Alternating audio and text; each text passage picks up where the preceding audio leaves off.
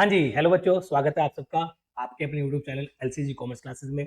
मैं शुनिक कुमार आपका स्वागत करता हूँ आज की सीरीज में। और आज हम रिकॉर्ड कर रहे हैं 11वीं का लेक्चर, ठीक जी। और हम कर रहे हैं इसमें provision and reserve. Full lecture होगा जी वन शॉट, ठीक। प्रोविजन क्या है, क्यों बनाया जाता है, फिर आपका रिजर्व क्या है, क्यों बनाया जाता है, और दोनों में डिफरेंस क्या है, ठीक है जी। फिर आपका एक कॉन्सेप्ट है सीक्रेट रिजर्व का। तो मैं आपका पूरा चैप्टर वन शॉट में कवर होगा, ठीक है जी। तो आप बने रहिए अंत तक और देखते रहिए। चलिए आइए स्टार्ट करते हैं।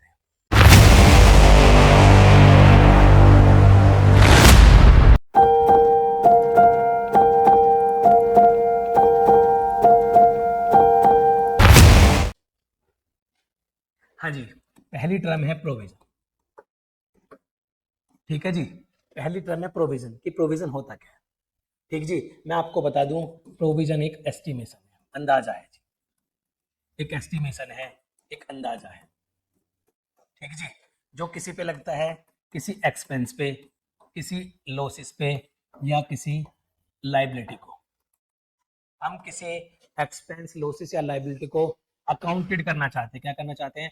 अकाउंटेड, मतलब हम रिकॉर्ड करना चाहते हैं कोई एक्सपेंस, लॉसेस और liability on the basis of estimation, ठीक जी। On the basis of estimation, ठीक। एक आपका कॉन्सेप्ट है प्रूडेंस। क्या है जी? प्रूडेंस। चैप्टर थर्ड में आपका एक कॉन्सेप्ट है प्रूडेंस, इसको कहते हैं कंजर्वेटिज्म प्रिंसिपल, राइट। ये आपके जो प्रिंसिपल वाला चैप्टर है, चैप्टर थर्ड, उसमें कंजर्वेटिज्म अप्रोच है, या इसको प्रूडेंस कॉन्सेप्ट कहते हैं, ठीक। ये बात करता है डर की, समझदारी की। जो चीज आपको डरा रही है भविष्य के लिए, उस चीज को आज आप क्या कर दो, आज ही आप क्या कर दो, प्रोवाइड कर दो। क्या कर दो जी? प्रोविजन, ठीक। कैसे डर है? आपको किसी एक्सपेंस या लॉसेस का डर है, एक्सपेंस या लॉसेस का डर है, ठीक जी। आपको डर लग रहा है, आपने कोई टैक्स लाइबिलिटी पे करनी पड़ेगी, ठीक।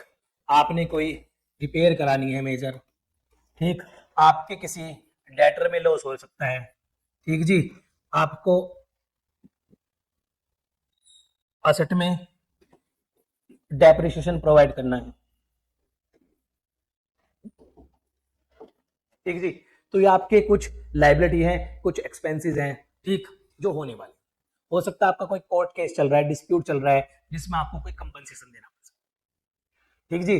पहला नियम लगता है कोई एक्सपेंसेस या लॉसेस है, ठीक, एंटीसिपेटेड बेस पे है, एस्टिमेटेड बेस पे है, ये फुल्ली इनकी अमाउंट नोन नहीं है। हमें पता है कि ये हो सकता है, ठीक जी। हमारे डेटर में लॉस हो सकता है, हमारी डेप्रिसिएशन लगेगा, हमारी एसेट यूज करने से डेप्रिसिएशन में यूज करने वाला लॉस आएगा, ठीक है जी। उसके लिए हमें डेप्रिसिएशन प्रोवाइड करना है, ठीक जी। हमारी कोई नॉन लाइबिलिटी है, मान लो टैक्स की लाइबिलिटी है, हमें पता है, लेकिन हमें उसकी अमाउंट नहीं पता। हमारे साथ दिक्कत क्या आ रही है? अमाउंट नहीं पता। हमें उसकी अमाउंट पूरी पता चल जाए कि इतना एक्चुअल होगा, तो हम उसे आज ही पीएनएल अकाउंट में एज एन एक्सपेंस ले जाके खत्म कर, ठीक जी। इसकी जगह बनती है पीएनएल अकाउंट में। कहाँ बनती है जी इसकी जगह?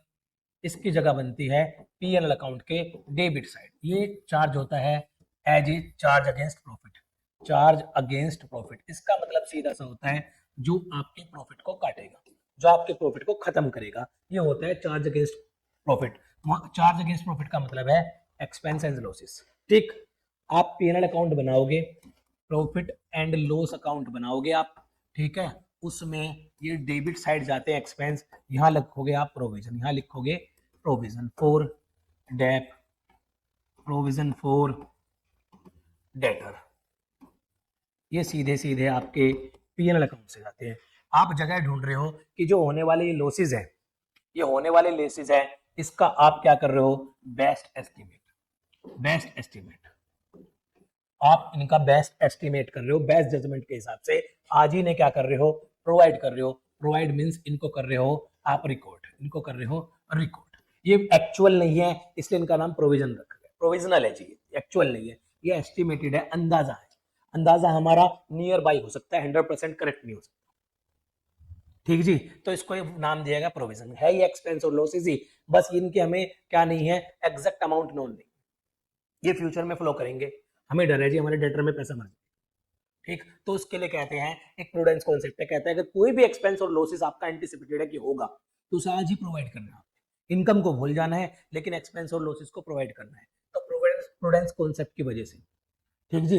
आपके बैलेंस शीट और profit and loss, balance sheet and profit and loss, इन दोनों को मिला के कहते हैं फाइनेंशियल स्टेटमेंट। क्या कहते हैं? Financial statement. और भी होता है फाइनेंशियल स्टेटमेंट का मतलब, पर अभी अभी आप इतना मान लीजिए, आपके इससे काम चलेगा, ठीक। नोट्स टू अकाउंट और कैश वो भी आते हैं। फाइनेंशियल स्टेटमेंट आपका क्या देगा? एक करेक्ट पोजीशन देगा, करेक्ट। और वर्ड यूज करता है near by correct, near by correct. आप अगर जो आपके एक्चुअल एक्सपेंस हो गए, लॉसेस हो गए, उन्हें तो आपने रिकॉर्ड कर ही लिया, साथ में जो आपके एस्टिमेशन है, जो लगता है हो सकते हैं, ठीक जी। कोई नॉन लाइबिलिटी है कि हमें ये लाइबिलिटी पे करनी पड़ेगी, उसकी अमाउंट नहीं पता लगा पा रहे, कोई एक्सपेंस और लॉसेस का डर है, उसकी अमाउंट एग्जैक्ट नहीं पता, ठीक। तो उसको आप क्या कर लो जी, प्रोविजन, आप एस्टिमेशन अंदाजे के आधार पर रिकॉर्ड कर लो, तो आपकी जो बैलेंस शीट होगी वो ट्रू एंड फेयर व्यू देगी। कैसे देगी जी? True and fair view, true and fair view. और आपका जो पीएनएल होगा ये भी एक करेक्ट और नियर बाई करेक्ट, करेक्ट और near by correct, near by correct profit and loss show करेगा। इस पर्पज से इसको बनाया जाता है कि आपकी फाइनेंशियल पोजीशन ठीक लगे, क्योंकि आपके एक्सपेंस लॉसेस जाने होते हैं कैपिटल में, तो कैपिटल आपके इंटेक्ट कर देगा, खत्म कर देगा, काट देगा, उसको सही एडजस्ट कर देगा। ये आपकी फाइनेंशियल पोजीशन को आपको नियर बाई करेक्ट कर देगा। आपके पीएनएल अकाउंट का जो बैलेंस है, जो प्रॉफिट आएगा आपका निकल के, उसको वो नियर बाई करेक्ट कर देगा, ठीक जी। तो एक बेस्ट एस्टिमेशन के आधार पे लायबिलिटी, एक्सपेंस और लॉसेस को रिकॉर्ड करने का जो कार्यक्रम है, इसी को कहते हैं प्रोविजन, ठीक है जी। इसकी नीड समझ में आ गई आपको और इसका मतलब समझ में आ गया, ठीक जी। ये होता है हमेशा स्पेसिफिक, स्पेसिफिक क्योंकि इसमें नाम धर धर के बना रहे हैं आप, ठीक। ये प्रोविजन फॉर डेप है, प्रोविजन इसके लिए है, प्रोविजन फॉर टैक्स लायबिलिटी है, ठीक जी। इस तरह से आप नाम धर धर के बता रहे हैं, पर बन किस आधार पे रहा है? एस्टिमेशन के आधार पे। जाएगा कहाँ? पीएनएल अकाउंट के डेबिट बैलेंस में, ठीक जी, एक्सपेंस और लॉसेस की तरह। उसके बाद जो प्रॉफिट बनेगा वो प्रॉफिट अवेलेबल होगा किसके लिए? डिस्ट्रीब्यूशन के लिए। वो प्रॉफिट अवेलेबल हो गया ओनर के लिए, ठीक। इससे पहले का प्रॉफिट अभी अवेलेबल नहीं है, पहले कह रहे हैं इन एक्सपेंसेस और लॉसेस को भी काटो, बेसिक एस्टिमेशन के बेस पे काटो। बेसिक हुए नहीं है ये, लेकिन आपको लग रहा है तो आप काटो, क्योंकि इसमें कॉन्सेप्ट आता है आपका प्रोबेबिलिटी का। किसका? प्रोबेबिलिटी, ठीक है, प्रोबेबिलिटी का, कि ये कितने प्रोबेबल है, ठीक है जी। ये प्रोबेबिलिटी आपके अकाउंटिंग स्टैंडर्ड के हिसाब से बनता है ये, जिसमें हाई प्रोबेबिलिटी होती है, जिसमें प्रोबेबिलिटी लगती है, तो कुछ चीजों को तो हम छोड़ दें जिसमें बहुत लो प्रोबेबिलिटी लगती है, लेकिन जिसमें प्रोबेबिलिटी ठीक ठाक लगती है, उनको हम लॉसेस को, जो हमारी आने वाली लायबिलिटी है, उनको हम आज ही प्रोवाइड कर लेते हैं ताकि भविष्य के लिए बचे रहे, ठीक। इसे कहते हैं कंजर्वेटिज्म कॉन्सेप्ट, ठीक। इसे आप डरना कहते हैं चीजों के लिए, जिससे आपकी फाइनेंशियल पोजीशन अच्छी रहे। कल को अगर आपके सामने वो चीज आके पड़ जाए तो परेशानी नहीं करे। आपने प्रोविजन फॉर डेप्रिसिएशन इकट्ठा किया होगा, क्योंकि रिप्लेसमेंट ऑफ असेट करनी पड़ेगी, तो धीरे धीरे पीएनएल से पार्ट काटा हुआ है, जो आप यूज कर रहे हो उसका पीएनएल से पार्ट काटा हुआ है ताकि रिप्लेस। आपने प्रोविजन फॉर टैक्स, टैक्स पे करना है भारत सरकार को, धीरे धीरे उसमें से पीएनएल से पार्ट काटा हुआ है ताकि आगे से एडजस्ट कर दे। आपने प्रोविजन फॉर डेटर बनाया हुआ है ताकि कोई लॉस आ जाए डेटर में, तो धीरे धीरे से एडजस्ट कर दे, ठीक है जी। और ये आपको पीएनएल के डेबिट बैलेंस में चार्ज करने हैं, ठीक है। ये नहीं एज ए कंपल्सन हो एक तरह से, ठीक है जी। ये एक तरह से आपके एक्सपेंस में रिकॉर्ड होने चाहिए, ठीक जी। अब आता है रिजर्व। क्या होता है? आपने जो प्रॉफिट कमा लिया, आपने ये सारे इनकम और एक्सपेंस जब आपके रिकॉर्ड करने के बाद, ठीक जी, विद प्रोविजन, विद प्रोविजन, ठीक है जी, विद प्रोविजन, ये सारे रिकॉर्ड करने के बाद actual expense plus provided expense दोनों और लॉसेस, प्रोवाइडेड लॉसेस, ये सारे रिकॉर्ड करने के बाद जो आपका आएगा टू नेट प्रॉफिट, मैं प्रॉफिट अज्यूम करके चल रहा हूं, जो आपका लास्ट में प्रॉफिट आएगा ये होता है available for owner, available for owner. तो अब क्या बात करेंगे जी? अब इसकी बात करेंगे रिजर्व। ये रिजर्व क्या होता है जी? एक्यूमुलेटेड प्रॉफिट, एक्यूमुलेटेड माने इकट्ठा, ये होता है जी एक्यूमुलेटेड प्रॉफिट, यानी कि इकट्ठा प्रॉफिट।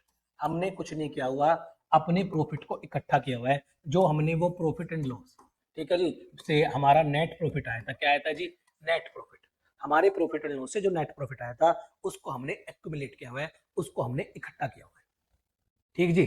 हमने यहाँ प्रॉफिट एंड लॉस को काटा नहीं है, प्रॉफिट एंड लॉस को काटा नहीं है, बस प्रॉफिट एंड लॉस बांटा नहीं है, प्रॉफिट एंड लॉस पूरा का पूरा बांटा नहीं है। हमने अपना प्रॉफिट पूरा का पूरा बांटा नहीं है, कुछ पोर्शन अनडिस्ट्रीब्यूटेड रख दिया। कैसे रख दिया? अनडिस्ट्रीब्यूटेड। ये जो अनडिस्ट्रीब्यूटेड पोर्शन है, ये अनडिस्ट्रीब्यूटेड जो पोर्शन है, इसी पोर्शन को मैं कह देता हूं रिजर्व। क्या कह देता हूं? रिजर्व, कि मैंने कुछ पोर्शन अपना बांटा नहीं, ठीक। मान लो मेरा 20 लाख प्रॉफिट हुआ था, अज्यूम करो मेरा 20 लाख प्रॉफिट हुआ था, एनपी था, मैंने उसमें से 10 लाख तो डिस्ट्रीब्यूट कर दिया, और जी मैंने 10 लाख उसको रिजर्व बना लिया। क्या बना लिया? रिजर्व, मैंने फ्यूचर की कंटिजेंसी, मुझे ग्रोथ प्रोस्पेक्टिव देखना है, फ्यूचर में कोई अनसर्टेनिटी आ जाए, ठीक है, जैसे कोरोना जैसी स्थिति आ गई थी, तो कुछ अगर रिजर्व रहता तो आप अपने ग्रोथ प्रोस्पेक्टिव अपना बिजनेस को रन कर सकते हैं। ठीक है जी, ये वॉलेंट्री और ये या कंपनीज एक्ट 2013 है, उसके कहने पे बनता है। ठीक, या तो वॉलेंट्री बना ले कोई फर्म, या कंपनीज एक्ट इसमें कहता है, दो कंपनीज एक्ट 2013 कुछ कंपनी के लिए तो कहता है कि आपने इसको रिजर्व को बनाना है। ठीक जी, तो ये जो रिजर्व होता है, ये जो रिजर्व होगा, रिजर्व दो तरह से बन सकता है, या तो हम वॉलेंट्री बना रहे हैं, किसके लिए, फ्यूचर अनसर्टेनिटी, फ्यूचर अनसर्टेनिटी, कोई कंटिजेंसी। ठीक है जी, ये P&L के डेबिट बैलेंस में ले जा रहे हैं, हम मर्जी से रख रहे हैं, फ्यूचर में कोई दिक्कत आ जाएगी तो ये जोड़ के रखो जी, हम इसको इस्तेमाल करेंगे। ठीक, हमने कोई ग्रोथ करना होगा, फ्यूचर में अपना बिजनेस बढ़ाना होगा, फ्यूचर में अच्छे से बिजनेस को चलाने के लिए हम सारा प्रॉफिट खा नहीं रहे हैं, सारा प्रॉफिट घर नहीं ले जा रहे हैं, कुछ जोड़ के रख रहे हैं। ठीक है जी, तो जोड़ा हुआ प्रॉफिट है। ठीक जी, ये आपका जोड़ा हुआ प्रॉफिट है। कुछ कारण हो सकते हैं किसकी वजह से, कंपनी एक्ट 2013, ये लीगल रीजन है कि आपको लीगल लॉ ने कहा है, तो आपको कंपनीज एक्ट ने बोला हुआ है। ठीक, या आपको रिजर्व वॉलेंट्री आपने किसके लिए, ग्रोथ प्रोस्पेक्टिव। ठीक है जी, कोई आपने फ्यूचर अनसर्टेनिटीज, इन सब चीज के लिए बना। ठीक, या कंपनी एक्ट के अकॉर्डिंग आपने कोई लायबिलिटी पे करनी है, जैसे जी आपने किसी डिवेंचर का रिडम्पशन करना है, क्या करना है, डिवेंचर रिडम्पशन, या आपने जी कोई कैपिटल रिडम्पशन करना है, कैपिटल रिडम्पशन, इनको पे करना है। कैपिटल रिडम्पशन में आपका preference share capital, PSC, preference share capital, preference share capital, तो इन दो चीज के लिए आपने कोई कंपनीज एक्ट के अकॉर्डिंग रिजर्व बनाया हुआ है। ठीक है, मैंने एग्जांपल भी दे दिए। ठीक, आपने क्या बनाया हुआ है, आपने रिजर्व बनाया। ठीक, तो रिजर्व क्या है जी, रिजर्व आपका प्रॉफिट को काटता नहीं है, बस जो आपने प्रॉफिट कमाया उसको आपने पूरा नहीं बांटा, उसका कुछ पोर्शन तो अनडिस्ट्रीब्यूटेड रख लिया, वो तो रिजर्व बना लिया, कुछ ओनर में बांट दिया कि आप इसे घर ले जाओ। अब ये क्या होते हैं जी, दो तरह से क्रिएट होते हैं, एक होता है आपका रिवेन्यू रिजर्व, क्या होता है जी, रिवेन्यू रिजर्व। दूसरा आपका होता है कैपिटल रिजर्व, क्या होता है जी, कैपिटल रिजर्व। एक आपका हो गया रिवेन्यू रिजर्व, दूसरा आपका हो गया कैपिटल रिजर्व।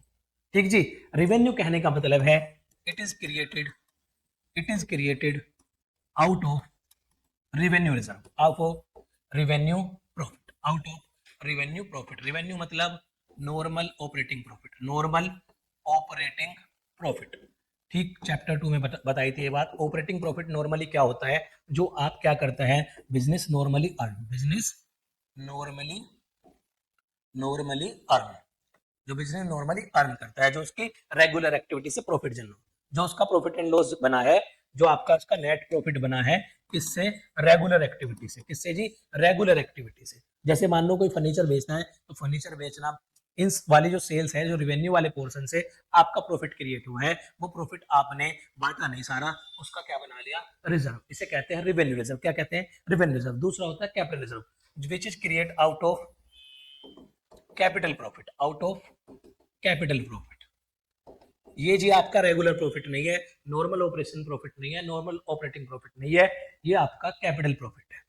ये जी आपका कैपिटल प्रॉफिट है। जैसे क्या करा आपने, कोई सेल कर दी फिक्स एसेट, क्या कर दी, सेल फिक्स एसेट, उस पे कोई प्रॉफिट आ गया, सेल की फिक्स एसेट, उसका कोई प्रॉफिट है, उसका कोई प्रॉफिट है, सेल ऑफ फिक्स एसेट का कोई प्रॉफिट है। ठीक है जी, तो ये आपका कहलाएगा, ये नॉर्मल तो नहीं है, सेल एसेट करना बेचना नॉर्मल काम नहीं, ये अब नॉर्मल वाला कॉन्सेप्ट है, नॉन ऑपरेटिंग कॉन्सेप्ट है, उससे बना हुआ जो प्रॉफिट है उसे कहते हैं कैपिटल प्रॉफिट। ठीक जी, आपने सिक्योरिटी इशू की, आपने सिक्योरिटी इशू करी, जैसे शेयर या डिवेंचर, उन्हें आपने प्रीमियम पे इशू कर दिया। कैसे कर दिया, प्रीमियम पे। आपने मान लो 10 रुपए का शेयर था, उसे 15 रुपए पे इशू कर दिया। अभी नॉर्मल बिजनेस तो है नहीं, आप कैपिटल जुटा रहे, आप पैसे जुटा रहे, आपके 10 रुपए की शेयर की वैल्यू जो थी, फेस वैल्यू पे रिकॉर्ड होता है, शेयर किसमें, कैपिटल में, उससे ऊपर के अमाउंट को कहते हैं प्रॉफिट प्रीमियम। ठीक है जी, तो आपने 10 रुपए का शेयर अपना 15 रुपए में बेच दिया मार्केट में, तो 5 रुपए का जो प्रॉफिट आया, ये नॉर्मल बिजनेस तो नहीं आया, नॉर्मल तो है नहीं ये, तो इसको कहेंगे आपका कैपिटल प्रॉफिट। जो 5 रुपए जो प्रीमियम है, यानी कि प्रीमियम ऑन इशू, क्या कहता है, premium on issue, premium on issue, अगर प्रीमियम ऑन इशू आया तो नॉर्मल तो है नहीं जी, ये ऑपरेशन में तो है नहीं, तो ये किससे कैपिटल, अब आप क्या कर रहे थे, शेयर कैपिटल इशू कर रहे थे, आप डिवेंचर इशू करते थे, सिक्योरिटी इशू कर रहे थे, तो उसमें जो प्रॉफिट बना इसको नाम देता है कैपिटल प्रॉफिट का, ठीक है जी। इससे जो भी रिजर्व बनेगा उसे कहेंगे कैपिटल रिजर्व, ठीक है जी। इनको अलग अलग इसलिए रखा गया ताकि पहचान जाए कि ये किस तरीके से आपका रिजर्व क्रिएट हुआ है, ठीक जी। फिर अगर आपका कोई रिडम्सन, रिडम्सन मतलब पेमेंट, आप कोई रिडम्सन कर रहे थे, आप कोई पेमेंट कर रहे थे, ठीक, वो पेमेंट करते वक्त आपका रिडम्पशन ऑफ सिक्योरिटी, आप कोई शेयर या डिवेंचर पेमेंट कर रहे थे, उसमें कोई प्रॉफिट आ गया, उसमें कोई प्रॉफिट आ गया, profit on redemption of security, ठीक, ये भी नॉर्मल वाला नहीं है, ये भी क्या कहलाएगा, कैपिटल, ठीक है जी। इसमें कोई भी नॉर्मल बात नहीं आ रही है, नॉर्मल बात कहाँ आती है, रिवेन्यू रिजर्व में, ठीक है जी। फिर आपने कोई, आपकी असेट और लाइबिलिटी का रिवेल्यू हो गया, आपका कोई रिवेल्यूएशन प्रॉफिट है, क्या है, रिवेल्यूएशन गेन। रिवेल्यूएशन गेन का मतलब है असेट का बढ़ना, कोई आपकी असेट बढ़ेगी या कोई आपकी लाइबिलिटी कम होगी, उसकी वजह से आपका क्या आ गया, गेन आ गया, फायदा आ गया, ठीक है जी। तो ये भी आपका कैपिटल नेचर समझाता है, इससे जो बनेगा उसे बोलेंगे कैपिटल रिजर्व, ठीक है जी। तो दो मेजर टाइप हो गए आपके, रेवेन्यू रिजर्व और कैपिटल रिजर्व, ठीक है जी। फिर कहता है फर्दर आप रेवेन्यू रिजर्व को, रेवेन्यू रिजर्व को आप जी दो तरह से बना सकते हो, एक इसे जर्नल बना सकते हो, मैंने बताया प्रोविजन ऑलवेज भी स्पेसिफिक, प्रोविजन के बारे में पता होगा हमेशा वो कहां से कटने वाले हैं, लेकिन आपका रेवेन्यू रिजर्व में क्या हो सकता है, वो जनरल रिजर्व भी हो सकता है, जनरल रिजर्व, और जैसे कि कंटिजेंसी रिजर्व इस नाम से भी हो सकता है, वो दोनों क्या कहलाएंगे, जनरल रिजर्व, क्या कहलाएंगे, जनरल, जो किसी मुख्य पर्पज के लिए, किसी मेन पर्पज के लिए, किसी स्पेसिफिक पर्पज के लिए नहीं रखे गए हैं, ठीक है जी। It is not for specific, not for specific purpose, ठीक है जी। कुछ हो सकते हैं स्पेसिफिक पर्पज के लिए बनाए हैं, किसके लिए बनाए हैं, स्पेसिफिक पर्पज, इनका तो पर्पज क्लियर है, इनका पर्पज क्लियर है, जैसे जी वर्कमैन कंपनसेशन, वर्कमैन कंपनसेशन, कोई क्लेम आएगा वर्कमैन की तरफ से तो उसी में से यूज करेंगे, वर्कमैन कंपनसेशन रिजर्व, ठीक है जी। सेकंड, वर्कमैन कंपनसेशन रिजर्व, ठीक है जी। आपका कोई आ गया इन्वेस्टमेंट फ्लक्चुएशन रिजर्व, कोई इन्वेस्टमेंट में लॉसेज आएगा, फ्लक्चुएशन आएगा, उस पर कोई लॉस आएगा, तो इसे जब यूज करेंगे, ठीक है जी, रिजर्व। फिर आपका आ गया डिवेंचर रिडम्पशन रिजर्व, डिवेंचर को पेमेंट करने के लिए यूज करेंगे, डिवेंचर को जब पे करेंगे तब यूज करेंगे डिवेंचर रिडम्पशन रिजर्व, ठीक है जी। तो इस तरह के जो नाम है आपके ये कहलाएंगे स्पेसिफिक, इनमें कारण स्पेसिफिक है, ठीक है जी। ये आपका जर्नल है, तो reserve can be both kind, आपका स्पेसिफिक एंड जर्नल, ठीक है जी, नॉन नॉन स्पेसिफिक, ठीक है जी। ये रिवेन्यू के दो पार्ट आगे बता दिए, ठीक। फिर क्या कहते हैं, कहा जाते हैं जी, जो जी आपका रिजर्व होता है, जो आपका रिजर्व होता है और जो आपका प्रोविजन होता है, जाते तो दोनों किस साइड है, लाइबिलिटी साइड, किस साइड जाते हैं, लाइबिलिटी साइड, ठीक जी। दोनों ही जो रिकॉर्ड होते तो वो लाइबिलिटी साइड है, लेकिन होता क्या है, ये जो रिजर्व होते हैं ये आपके पार्ट बनते हैं, ये पार्ट होते हैं आपके पार्ट ऑफ आपका कैपिटल, पार्ट ऑफ कैपिटल, ये जी ओनर फंड में, किसमें जी, ओनर फंड का हिस्सा बनते हैं, कौन से हेडिंग में, reserve and surplus, reserve and surplus, इसमें ये जाते हैं रिजर्व एंड सरप्लस में, रिजर्व एंड सरप्लस में जो प्रोविजन होते हैं, या तो जी ये असेट, जिस असेट पे बने हुए हैं उससे क्या हो जाते हैं लेस, जैसे प्रोविजन फॉर डेटर लेस हो जाता है, किससे, आपके डेटर से, कोई आपका जैसे आपका असेट से लेस होना पीडीडी, प्रोविजन फॉर डेटर, या आपका डेप्रिसिएशन, प्रोविजन फॉर डेप्रिसिएशन, ये लेस हो जाते हैं आपके किससे, असेट से।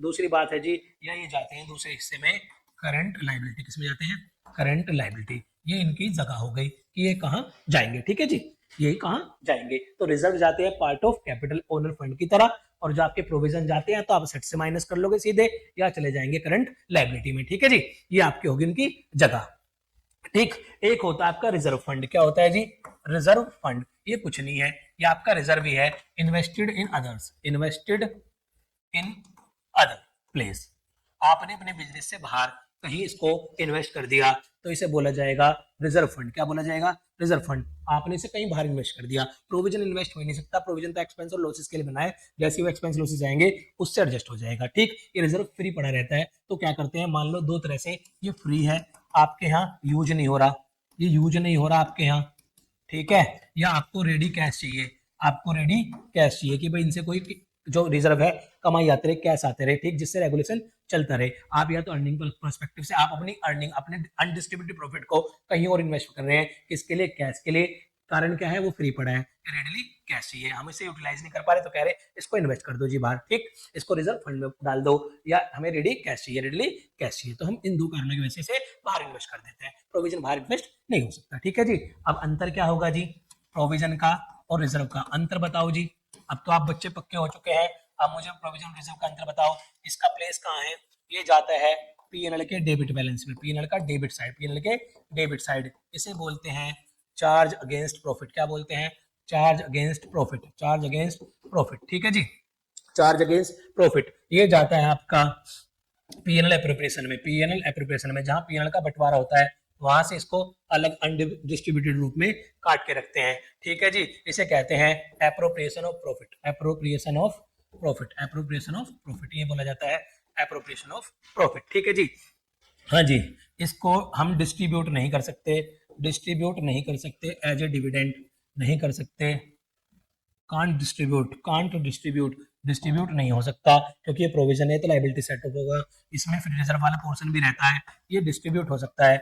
जो आपका पार्ट है रेवेन्यू रिजर्व वाला वो इजीली डिस्ट्रीब्यूशन के लिए अवेलेबल हो जाता है। ठीक है जी, जो कैपिटल वाला है उस पर रिस्ट्रिक्शंस लगी हुई है कुछ। ठीक है जी, तो इसे डिस्ट्रीब्यूशन अवेलेबल के रिजर्व में तो दो नहीं आते, तो हम तो कंप्लीट रिजर्व के बारे में पढ़ रहे हैं। ठीक है जी, ये डिस्ट्रीब्यूशन इसका हो सकता है। ठीक जी,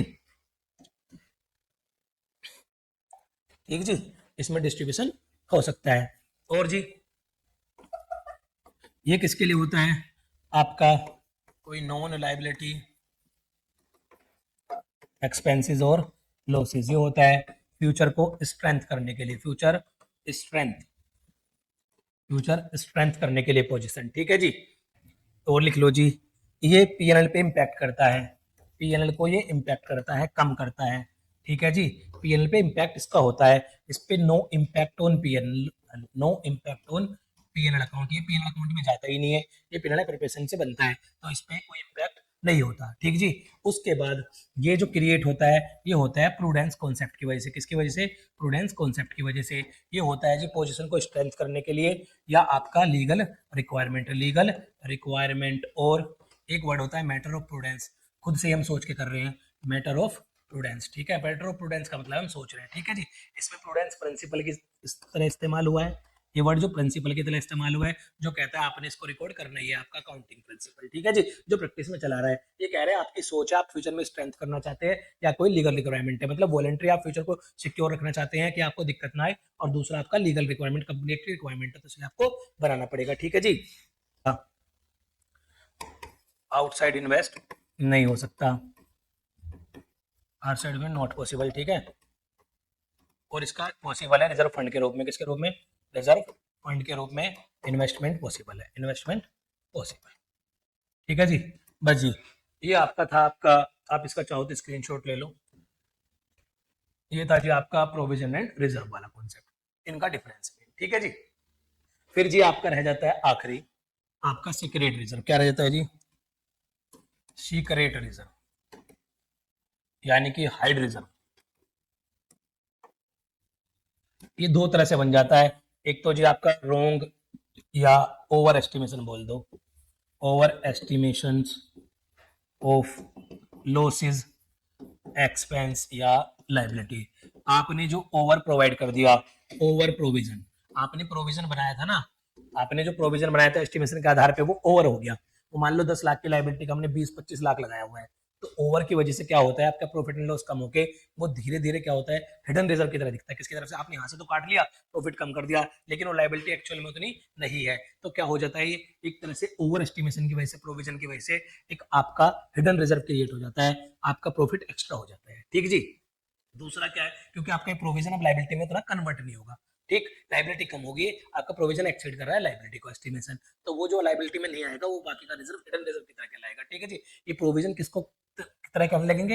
हिडन रिजर्व की तरह, इसका काम अब रिजर्व में हो जाएगा। दूसरा जी आपने कर दिया कोई असेट लायबिलिटी में, असेट सरप्लस कर दी, लायबिलिटी लोअर कर दी, लायबिलिटी लोअर, लायबिलिटी कम पे रिकॉर्ड है और असेट ज्यादा पे रिकॉर्ड है, तो इसकी वजह से भी क्या क्रिएट हो जाता है, इसकी वजह से भी आपका क्रिएट हो जाता है एक रिजर्व, जिसे हिडन रिजर्व कहते हैं। एक तरह से जी विंडो ड्रेसिंग है, वैसे तो ये अकाउंटिंग प्रैक्टिस में अलाउ नहीं है। ठीक, लेकिन अगर इसकी वजह से चलो एस्टिमेशन तो कहते हैं हो सकता है गलत सही, क्योंकि हर आदमी अंदाजा लगा सकता है, तो जी आपका अगर एस्टिमेशन की वजह से चेंज हुआ तो बहुत बड़ी दिक्कत बनी है। लेकिन आपने नोइंगली कोई असेट और लायबिलिटी को कम पे लिखा हुआ है, ठीक, उसकी वजह से कोई सीक्रेट रिजर्व है, उसे विंडो ड्रेसिंग कहते हैं। ये तो जी मैनिपुलेशन है एक तरह से, इसको अकाउंटिंग सेंस में माना ही नहीं जाता। ठीक, ठीक जी, अगर आपने नोइंगली की हुई है, ठीक, लेकिन अगर कोई आपकी अननोइंगली होगी, एस्टिमेशन गलत हो गया, तो उसकी वजह से क्या होता है, आपके एसेट और लायबिलिटी का मिसमैच हो जाता है। ठीक है जी, आपका क्या होता है, एसेट ज्यादा पे दिख रही है जितनी पे दिखनी चाहिए थी, और लायबिलिटी कम पे दिख रही है। मान लो एसेट ज्यादा पे दिख रही है और लायबिलिटी जितने पे दिख रही थी उतने कम, तो आपने कहीं ना कहीं हिडन उस वैल्यू को क्या किया हुआ है, रिजर्व की तरह यूज किया हुआ है, वो हिडन रिजर्व की तरह आ गई। ठीक है जी, वो सरप्लस जो है वो रिजर्व की तरह क्रिएट माना जाएगा। ठीक, उसे कहते हैं हिडन या सीक्रेट रिजर्व। ठीक, इसके अपने कुछ फायदे नुकसान दिए हैं, क्योंकि कंटेंजेंसी के लिए बाहर से बाहर इस्तेमाल हो जाएगा। ठीक है जी, ये वर्किंग कैपिटल को इंक्रीज कर देगा। फिर ये कहता है इसमें कुछ डिसएडवांटेजेस जो दिए हैं कि ये जी आपका मार्केट वैल्यू खराब कर देगा गुडविल, और आपकी ये क्या नहीं देगा, फेयर पोजीशन नहीं देगा। क्या नहीं देगा, फेयर पोजीशन नहीं देगा। ठीक, इसमें क्या कहते हैं, एडवांटेज ये है कि इसमें एक वर्किंग कैपिटल मिल जाएगी आपको, एक्स्ट्रा वर्किंग कैपिटल मिल जाएगी यूज करने को। एक दूसरा क्या कहते हैं जी, ये क्या हो जाएगा, यूज हो जाएगा for the purpose of contingency, purpose of contingency, contingency without affecting profit, without affecting profit. ठीक है जी, दूसरा कहते हैं इसके कुछ नुकसान भी है, इसके डिसएडवांटेज भी हैं। ठीक है जी, ये आपकी ट्रू एंड फेयर व्यू नहीं देगा, ट्रू एंड फेयर व्यू, ये आपकी जो प्रेजेंटेशन होगी वो फेयर नहीं होगी, कंप्लीट नहीं होगी। True and fair view does not show. ठीक है जी, दूसरा ये आपकी मार्केट वैल्यू को निगेटिव इंपैक्ट कर सकता है। कैसा कर सकता है, निगेटिवली इंपैक्ट, नेगेटिवली इम्पैक्ट। तो ये इसके बारे में कुछ फायदे नुकसान बताएगा। ठीक है जी, ये था आपका पूरा रिजर्व और प्रोविजन का कॉन्सेप्ट। ठीक, कैसे बनाया जाता है, क्यों बनाया जाता है, कितने प्रकार का होता है, फिर सीक्रेट रिजर्व। ठीक है जी, थैंक यू वेरी मच। इस क्लास को आराम आराम से देखना, मैंने भी बड़े स्लोली रिकॉर्ड किया है ताकि आपको कॉन्सेप्ट को अच्छे से समझने में हेल्प मिले। ठीक है जी, चलिए बने रहिए हमारे चैनल पे, और बेटे प्लीज शेयर करते रहिए, प्लीज हमें बताते रहिए कमेंट बॉक्स में, बाकी चीजों में, कि आपको हमारी क्लास कैसे लग रही है, आपका कोई बेनिफिट हो भी रहा है या नहीं हो रहा है। ठीक है जी, और आप क्या लेक्चर चाहते हैं। मैंने बीआरएस भी डालना है आज, फिर इसके बाद मैंने रिजर्व एंड प्रोविजन भी डालना है, उसके बाद डेप्रिसिएशन डालना है, रेक्टिफिकेशन ऑफ एरर, और फिर फाइनल अकाउंट। हो सकता है मैं फाइनल अकाउंट के लेक्चर पहले डालूं, रेक्टिफिकेशन ऑफ एरर भी डालूंगा, डेप्रिसिएशन भी डालूंगा मैं, सारे चैप्टर बाद वाले भी एनुअल के लिए भी आपके। ठीक है जी, थैंक यू वेरी मच।